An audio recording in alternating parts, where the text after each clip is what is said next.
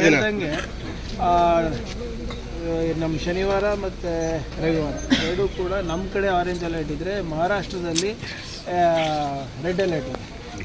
ಈಗಾಗಲೇ ನಾನು ಹೇಳ್ದಂಗೆ 3.55 ಲ್ಯಾಕ್ ಕ್ಯೂಸೆಕ್ಸ್ ಬಿಡ್ತಾ ಇದ್ದಾರೆ. ಇನ್ನು ಅದಕ್ಕಿಂತ ಹೆಚ್ಚಾಗೋದು ಸಹಜ. ನನ್ನ ಪ್ರಕಾರ ಏನಿದೆ ಅಂದರೆ ಸ್ವಲ್ಪ ನಮ್ಮ ಇಂಜಿನಿಯರ್ಸ್ ಅವರೆಲ್ಲ ಹೇಳೋದು 2019 ಹತ್ತಿರ ಹೋಗ್ಬೋದು ಅಂತ. ನಾನು ಹೇಳ್ದಂಗೆ ಆವಾಗ ಸ್ಟ್ಯಾಗರ್ಡ್ ಇತ್ತು, ಈಗ ಏಕಾಏಕಿ 5 ದಿನದಲ್ಲೇ ಹೀಗಾಗಿದೆ. ಸೊ ಅದನ್ನು ನಾವು ಕ್ಲೋಸ್ ವಾಚನ್ನು ನಾವು ಮಾಡ್ತಾಯಿದ್ದೀವಿ. ಈಗಾಗಲೇ SDRF ಟೀಮ್ಗಳನ್ನು ನಾವು ಪ್ಲೇಸ್ ಮಾಡಿದ್ದೀವಿ. NDRFದು ಅರ್ಧ ಬಟಾಲಿಯನ್ ಕೂಡ ನಾವು ಈಗಾಗಲೇ ಆಗ್ರಹ ಮಾಡಿಸಿ ಇಲ್ಲೂ ಕೂಡ ಸ್ಟೇಷನ್ ಮಾಡಿಸಿದ್ದೀವಿ. ಮತ್ತು ಅವರಿಗೆ ಬೇಕಾಗಿರುವಂಥ ಎಲ್ಲ ಸಂಪನ್ಮೂಲಗಳನ್ನು ನಾವು ಒದಗಿಸ್ಕೊಟ್ಟಿದ್ದೇವೆ.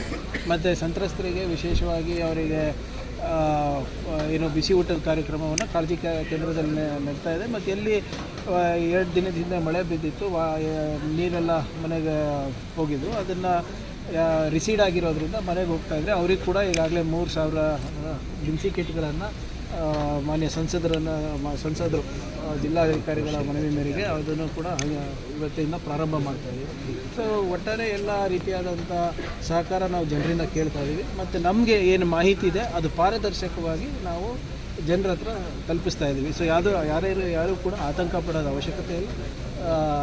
ನಮ್ಮ ಜಿಲ್ಲಾಡಳಿತ ಮತ್ತು ಸ್ಥಳೀಯ ಎಲ್ಲ ಮುಖಂಡರಿರ್ಬೋದು, ಪ್ರತಿನಿಧಿಗಳಿರ್ಬೋದು ಮತ್ತು ಅಧಿಕಾರಿಗಳಿರ್ಬೋದು ಜನರ ಸೇವೆಗೆ ಇದೆ.